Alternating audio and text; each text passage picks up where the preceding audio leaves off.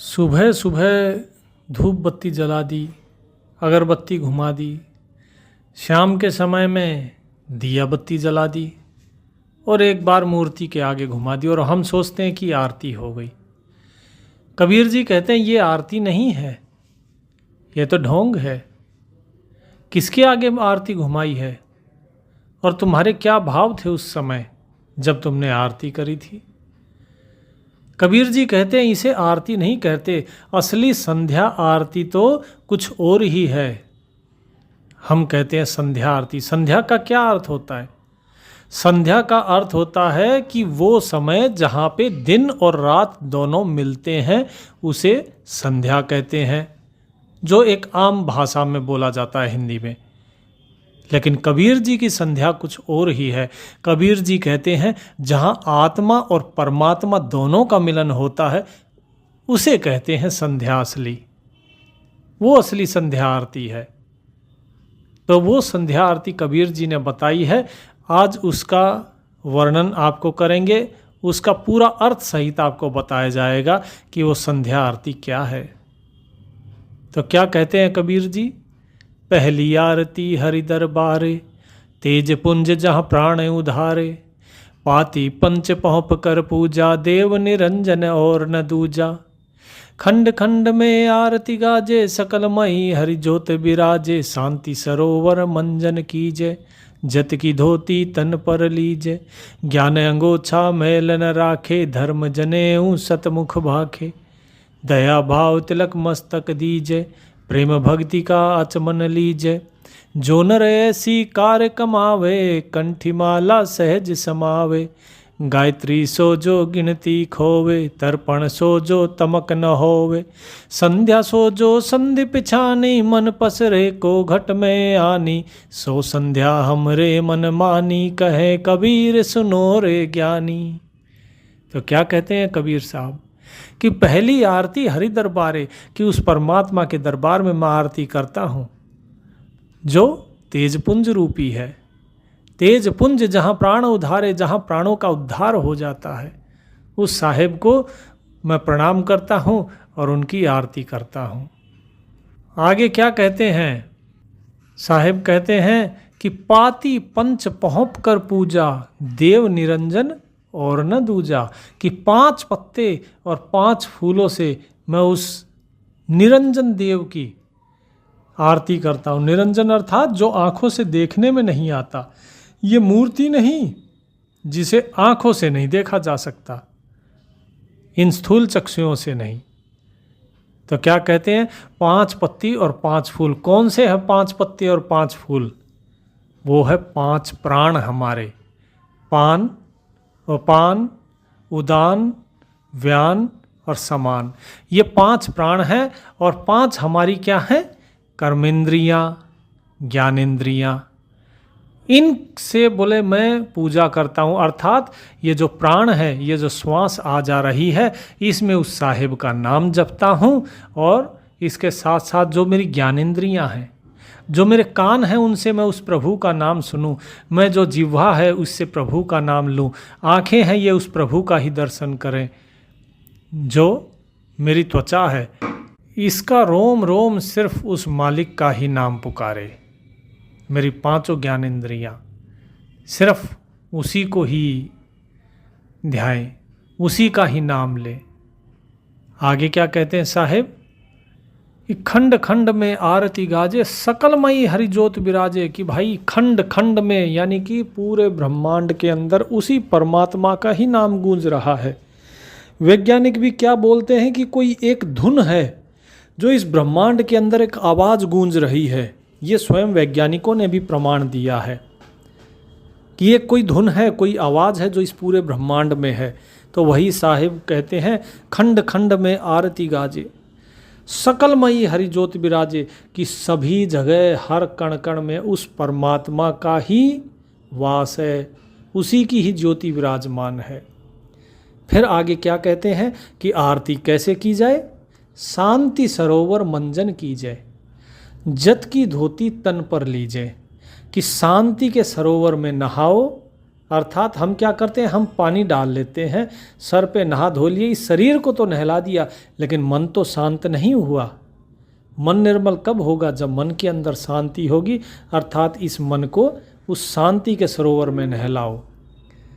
जैसे हम शरीर पर कपड़े की धोती पहनते हैं, इसी प्रकार जतन की धोती इस मन को पहनाइए कि ये मन जतन करता रहे उस मालिक से मिलने का, उस मालिक के नाम जाप का। ये इधर उधर वासनाओं के पीछे, विषयों के पीछे ना भागे, ये उस मालिक का नाम जपने का ही जतन करे। इसी को बोलते जत की धोती तन पर लीजिए। फिर क्या कहते, ज्ञान अंगोछा मैल न राखे। जो अज्ञान रूपी मैल है, इस अज्ञान रूपी मैल को ज्ञान रूपी अंगोछे से पोंछ दो, फिर आपके अंदर मैल नहीं रहेगा। और धर्म जनेऊ सतमुख भाके, धर्म का आचरण करो।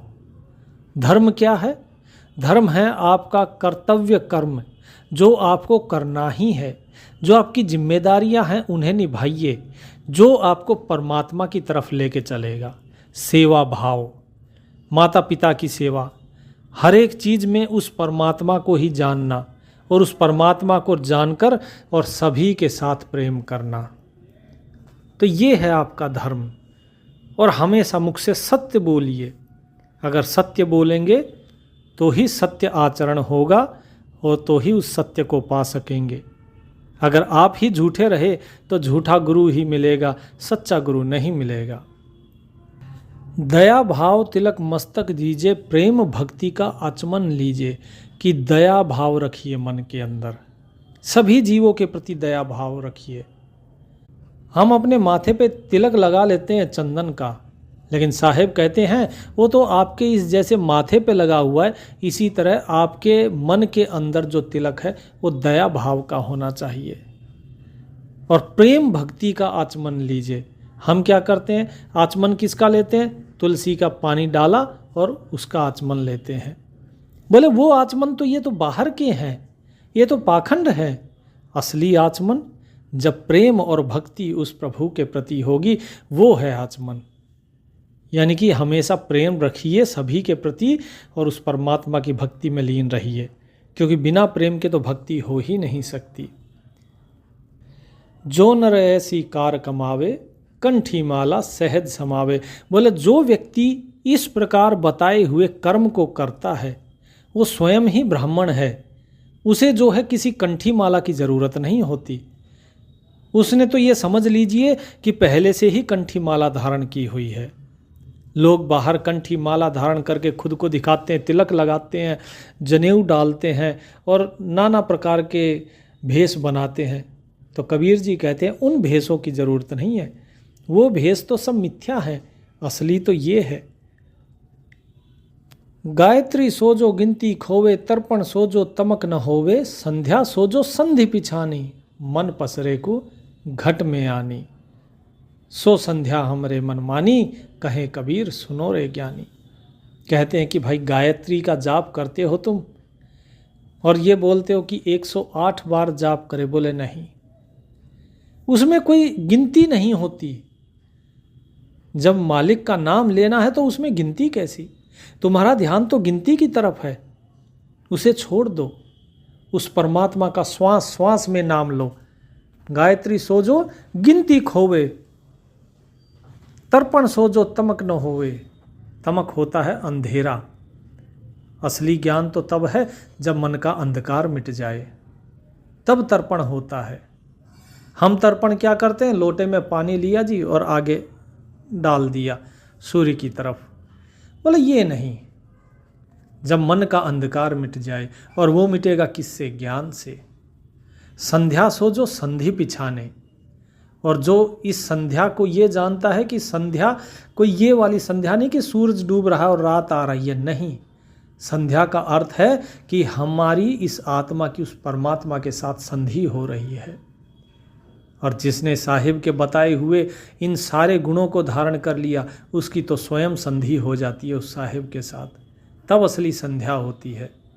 मन पसरे को घट में आने, कि ये जो मन है इस मन को पसार दिया जाता है, अर्थात ये मन जो है ये लगभग मर जाता है, ये उस प्रभु नाम में ढल जाता है संसार से हटके, और हृदय में उस परमात्मा का वास हो जाता है। सो संध्या हमरे मन मानी, कहें कबीर सुनो रे ज्ञानी। कबीर जी कहते हैं, हे ज्ञानी सुनो, हमारे मन को तो ऐसी ही संध्या आरती अच्छी लगती है, बाकी संध्या तो सब मिथ्या है। आगे क्या कहते हैं साहेब, ऐसी आरती त्रिभुवन तारे, तेज पुंज जहाँ प्राण उधारे, पाति पंच पह पकर पूजा, देव निरंजन और न दूजा, अनहद नाद पिंड ब्रह्मंडा, बाजतः निस सदा अखंडा, गगन थाल जहाँ उड़गन मोती, चंद सूरज जहाँ निर्मल ज्योति, तन मन धन सब अर्पण कीना, परम पुरुष जिन्हें आत्म चीन्हा, प्रेम प्रकाश भया उजियारा, कहें कबीर रमदास तुम्हारा। क्या कहते हैं कि ऐसी आरती जो अभी बताई है, ऐसी आरती से तो तीनों भवन तर जाते, तीनों लोक तर जाते हैं। ऐसी आरती त्रिभुवन तारे, तेज पुंज जहाँ प्राण उधारे, इसका अर्थ मैं पहले ही बता चुका हूँ आपको। पाति पंच पहुँच कर पूजा, देव निरंजन और न दूजा। फिर क्या बोलते हैं, अनहद नाद पिंड ब्रह्मंडा, बाजत अहनिस सदा अखंडा, कि एक अनहद नाद है जो पिंड ब्रह्मंड सब जगह अखंड रूप से बज रहा है। वो अनहद शब्द, वो अनहद नाद, वो सुनाई देगा फिर आपको। उसके बाद क्या कहते हैं कि उस साहिब के दरबार में ये जितना गगन के अंदर ये जितने तारे हैं, ये ऐसा लगता है कि मानो एक थाली के अंदर हमने मोतिया जो है वो सजा के रख दिए हों, जिसके अंदर ये सूरज चांद जो है, सूर्य और चंद्रमा, ये दो निर्मल ज्योति हैं, दिए लगाए हुए हैं। इस प्रकार का बोले उस परमात्मा के सामने ये तो दिए के समान है कि मैं तन मन धन अपना सब कुछ अर्पण करता हूँ उस परमात्मा को, जिसको मैंने परम पुरुष जिन आत्म चिन्हा, कि जिसने उस परम पुरुष को पहचान लिया, उस साहिब को जान लिया, बोले मैं वो अपना तन मन धन उस पर कुर्बान जाता हूँ। और क्या कहते हैं कि जिसके हृदय में प्रेम का प्रकाश हो गया, प्रेम प्रकाश भया उजियारा, कहें कबीर रमदास तुम्हारा, कि भाई जिसके हृदय में प्रेम रूपी प्रकाश हो चुका है, जिसके हृदय में प्रेम है सबके प्रति, मैं उसके ऊपर कुर्बान जाता हूँ, मैं तो उसका दास हो गया हूँ।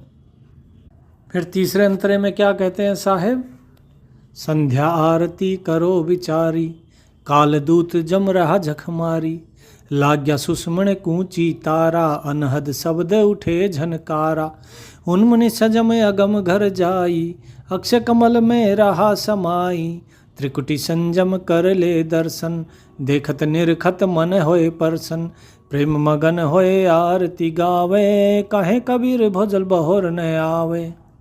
अर्थात कि हे भाई, जो मैंने तुम्हें ये बताया है, तुम इस संध्या आरती को विचार करके करो।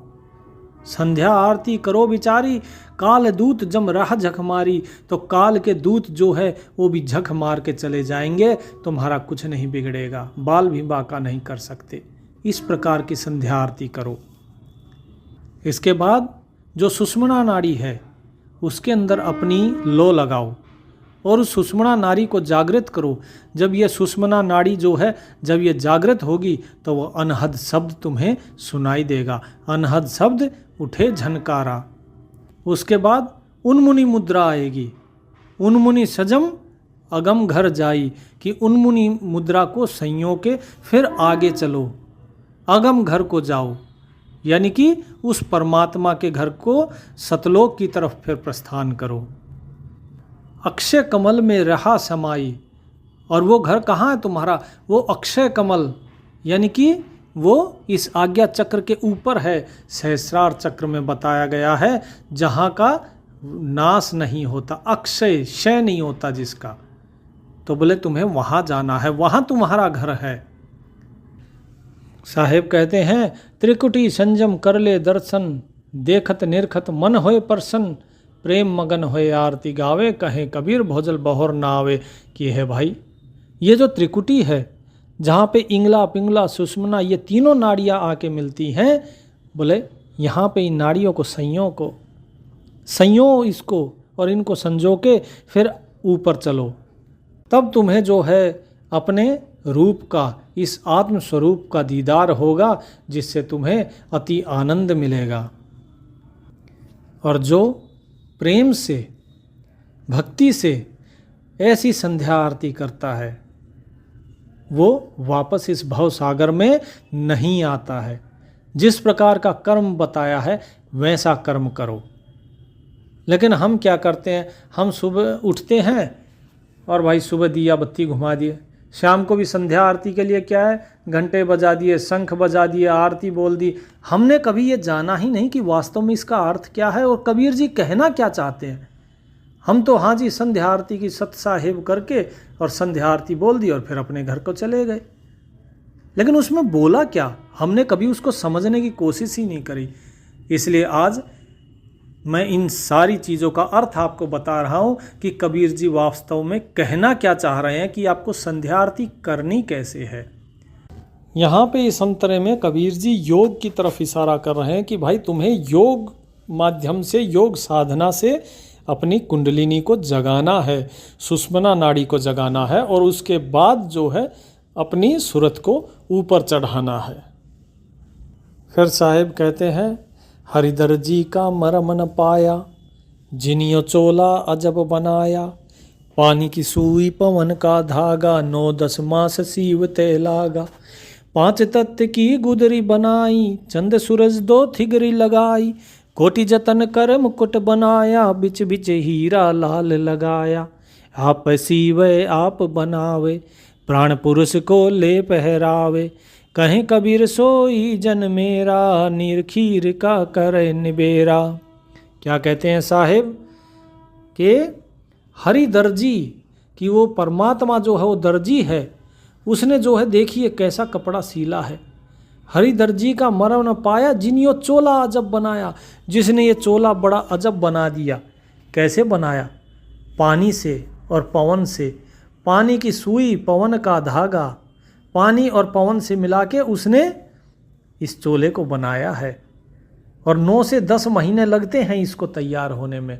माता के पेट में 9 से 10 महीने ये बालक जो है गर्भ में रहता है। 5 तत्व की गुदरी बनाई, चंद सूरज 2 थिगरी लगाई। 5 तत्वों से मिला के इस शरीर को, ये हाड़ मांस ये सब बनाए गए हैं। कौन से, अग्नि पृथ्वी जल आकाश वायु, इन 5 तत्वों से ये शरीर बना है।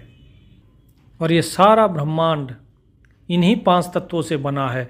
और इसमें सूरज और चांद रूपी जो थेगली लगा दी गई हैं। और कोटि करोड़ों जतन करके उस परमात्मा ने इस इंसान के इस मस्तिष्क को रचा है। इसमें विवेक डाला, इसमें प्रेम डाला, इसके अंदर ये सारी ज्ञानेंद्रियां बनाई, जिन्हें कि क्या कहा गया यहाँ पे, कोटि जतन कर मुकुट बनाया, बीच बीच हीरा लाल लगाए। वो हीरे लाल क्या हैं, वो आपकी ज्ञानेंद्रियां हैं, जिनसे आप देखते हो, समझते हो, सुनते हो, बोलते हो, महसूस करते हो, चखते हो। आप सीवे आप बनावे, प्राण पुरुष को ले पहरावे, कि वो परमात्मा खुद ही सीलता है, खुद ही बनाता है और उसके बाद प्राण पुरुष इस जीव को ये चोला पहना देता है कि भाई ये जीव तू ये चोला पहन ले। साहेब कहते हैं कि भाई मेरा प्रियजन तो वही है जो इस चोले के सत्य को पहचान जाता है। कहे कबीर सोई जन मेरा, नीर खीर का करे निबेरा, जो कि दूध और पानी को अलग अलग कर दे।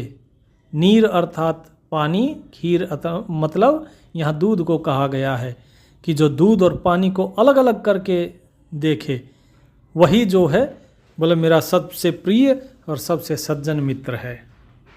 इसमें बताया गया ना कि पानी और पवन से मिला के ये बनाया गया है चोला। तो भाई इसमें से जो तत्व है, यानी कि वो प्राण पुरुष है, उस प्राण पुरुष को पहचान लो और बाकी ये जो 5 तत्व हैं इन्हें जो छोड़ दे, जो इनको अलग कर दे, जिसके अंदर इतना ज्ञान हो, बोले वही मेरा सच्चा जन है।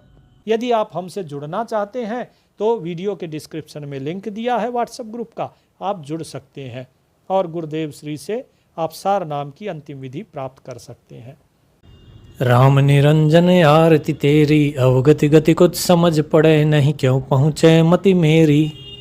निराकार निर्लेप निरंजन, गुण अतीत तिहु देवा।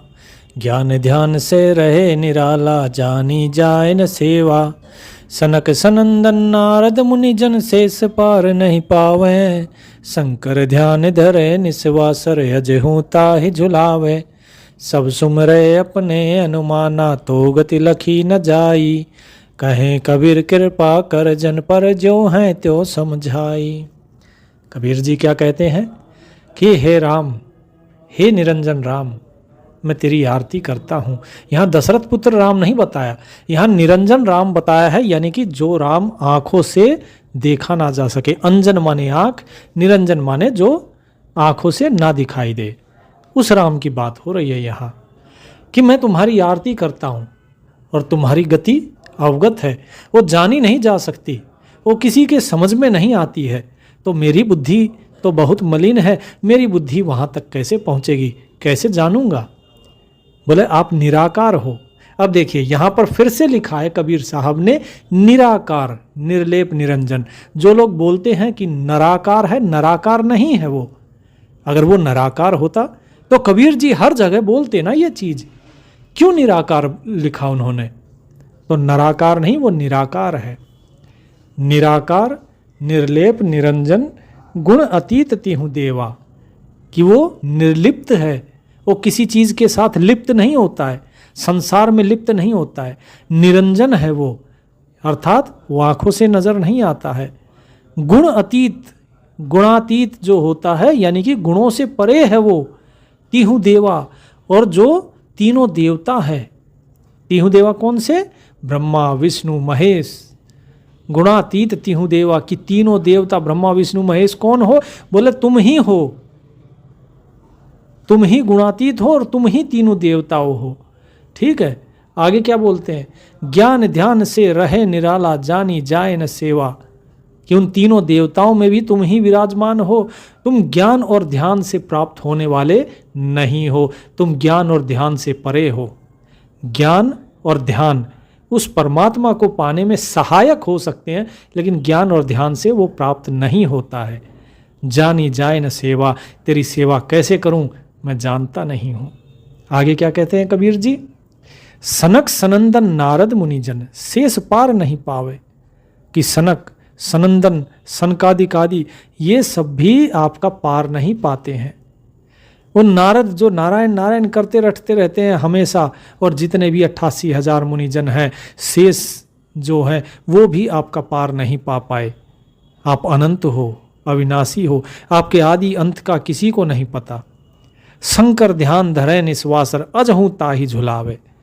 कि शंकर दिन और रात ध्यान रखते हैं, फिर भी जो है वो आज तक बीच में ही झूल रहे हैं, वो आप तक पहुंच नहीं पाए हैं। तो स्वयं शंकर भी आप तक नहीं पहुंच पाए हैं। फिर क्या कहते हैं? सब सुमरे अपने अनुमाना, सब अपने अपने अनुमान से, जिसका जैसा अनुमान है सब अनुमान लगा रहे हैं कि परमात्मा कैसा है, क्या है, कौन है, लेकिन वास्तविकता कोई नहीं जानता। तो गति लखी न जाई, सब ने अनुमान लगा लिया, लेकिन फिर भी आपकी गति जानी नहीं जा रही है किसी से। कहें कबीर कृपा कर जन पर, ज्यों है त्यों समझाई।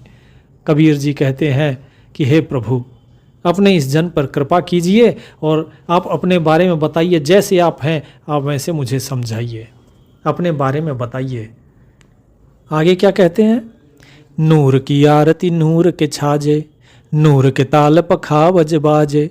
नूर के गायन नूर को गावे, नूर सुनते बहुर न आवे।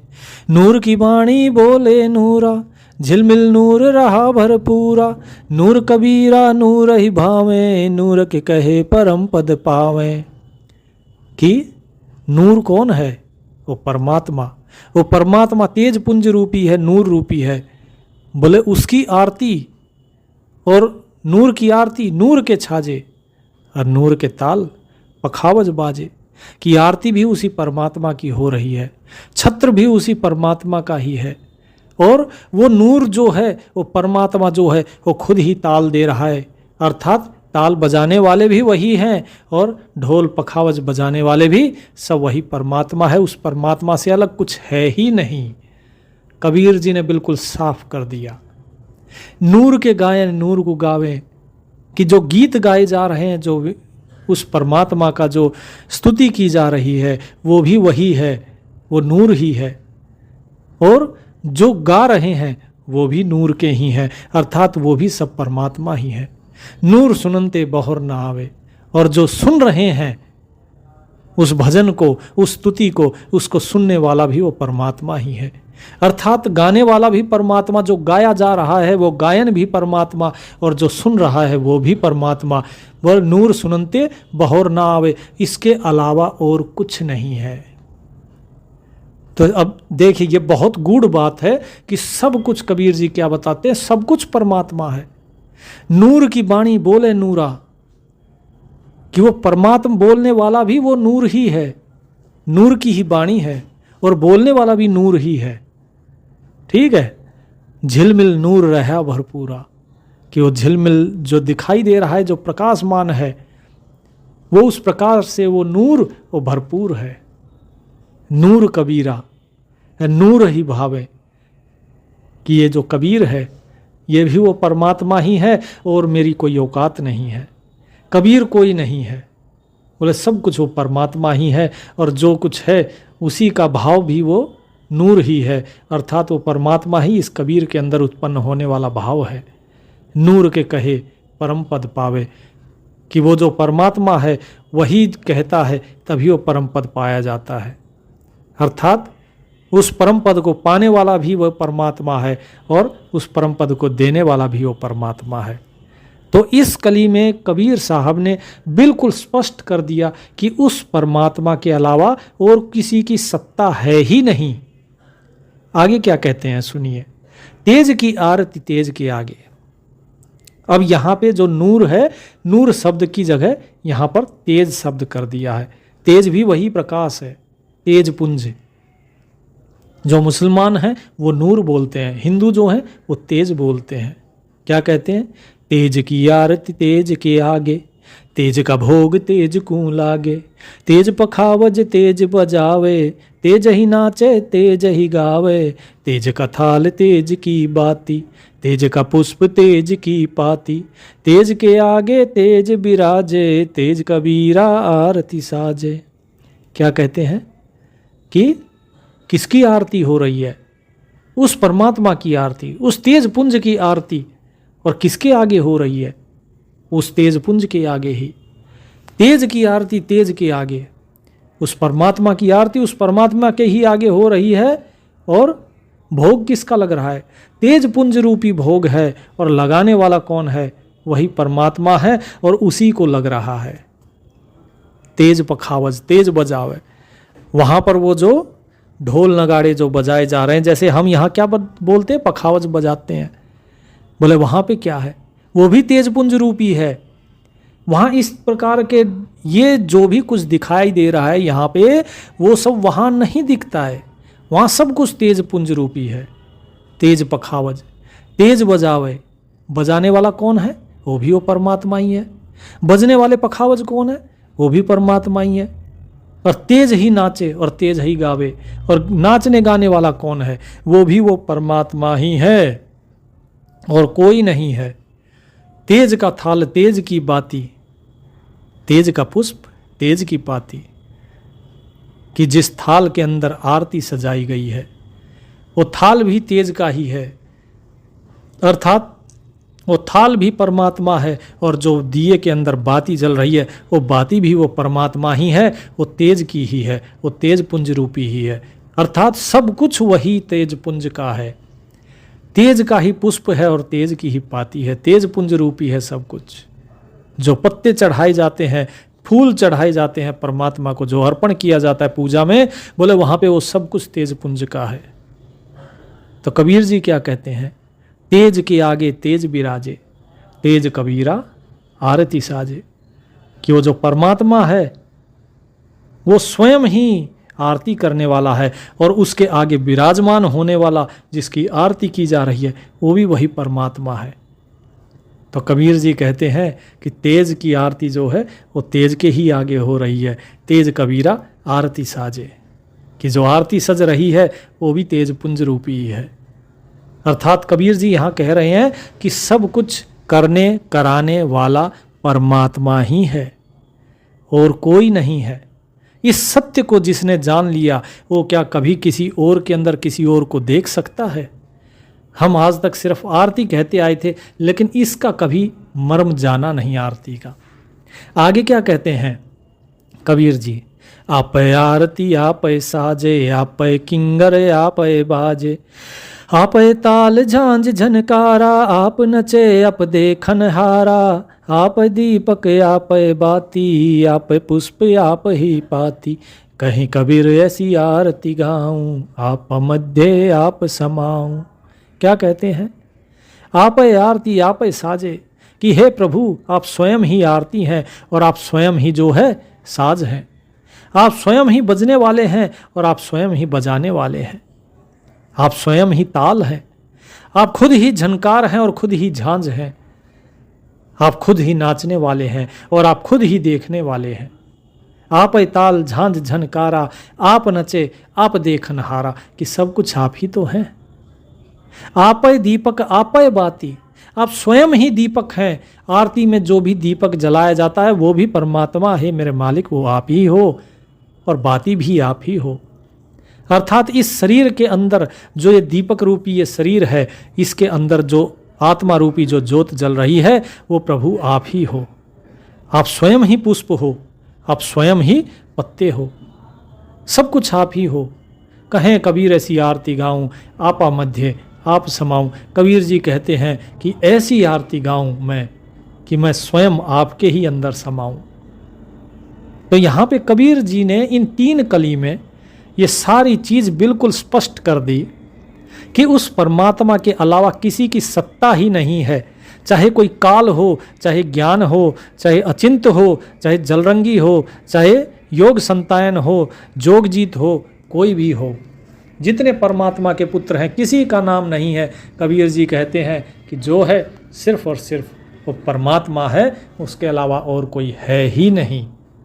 अब जरा सोचिए कि हम कैसी संध्या आरती करते हैं। हम तो सिर्फ जो आरती हमने रट ली है उसे हम गा देते हैं और ढोल बजा देते हैं और हम सोचते हैं ओहो हमने बहुत बढ़िया आरती करी है, परमात्मा खुश हो जाएगा। बताइए, जो इन्होंने बताया है कबीर जी ने और जो हम कर रहे हैं, क्या वो एक ही चीज़ है? क्या हम वही आरती कर रहे हैं? क्या हम जो है अपने मन को शुद्ध किया हमने? क्या हमने तत्व का तिलक लिया? नहीं लिया। हम तो आज भी वैसे के वैसे हैं, रट्टू तोते हो गए। सिर्फ फ़र्क इतना है कि कोई मंदिर में जाके गा रहा है तो कोई घर में गा रहा है। ये रट्टू तोता नहीं बनना है। तो जो साहिब ने बताया है वो आरती करिए, जिस तरीके से उन्होंने बताया है वो करिए, उसके बाद ही बेड़ा पार होगा। नहीं तो ये आरती गाते गाते तो कितने पोंगे पंडित निकल लिए, पर हम भी एक दिन ऐसे ही चले जाएंगे। वो काल हमारे सर पे बैठा है, वो कब चुटकी बजा दे पता नहीं, और चुटकी बजाते ही खेल खत्म हो जाएगा। इसलिए संभलिए और जो कबीर साहब ने बताया है वैसे आचरण कीजिए। सत साहिब।